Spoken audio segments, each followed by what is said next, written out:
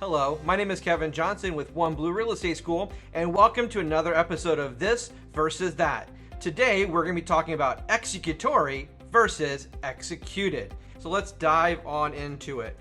What is the definition? First executory and then executed. An executory contract is a contract in which all parties have signed the contract. However, one or more of the parties has obligations that have not been fulfilled.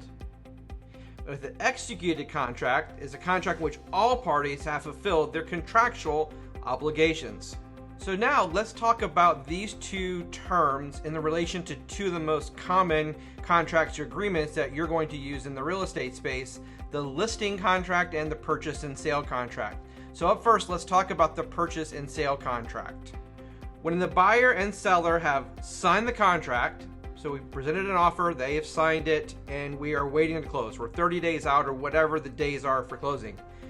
Everybody signed the agreement. However, both buyer and seller have obligations they have to fulfill. Once everyone has fulfilled all those obligations, we can then go to the closing table. So during this first phase, once everybody has signed the contract, everybody's been delivered their copy, but we have not closed, we have an executory contract only, not an executed contract.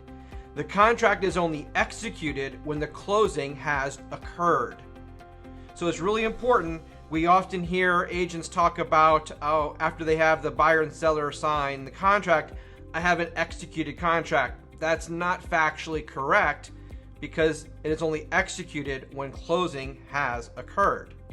Next, let's talk about the listing agreement. We have two main phases here as well. First, the listing agreement has been signed by the broker and the sellers. And then once a buyer has been found and a closing has occurred, we're done, correct? So on the front side is executory. Once the listing agreement is signed by everybody and we're working on our two main obligations, which is to find a buyer who is ready, willing, and able to purchase at the terms agreeable to the seller. And then the second part of that is for us to effect a closing.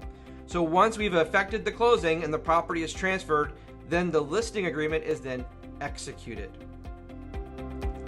That's this episode of This versus That, executory versus executed. We have many more of these coming up, so if you want to be notified, be sure to mash that subscribe button and also click on the bell so you'll be notified when new videos hit. You can also learn more about our school on our website, onebluerealestateschool.com, or give us a call, 321-333-5222. Thank you so much for watching and have a great day.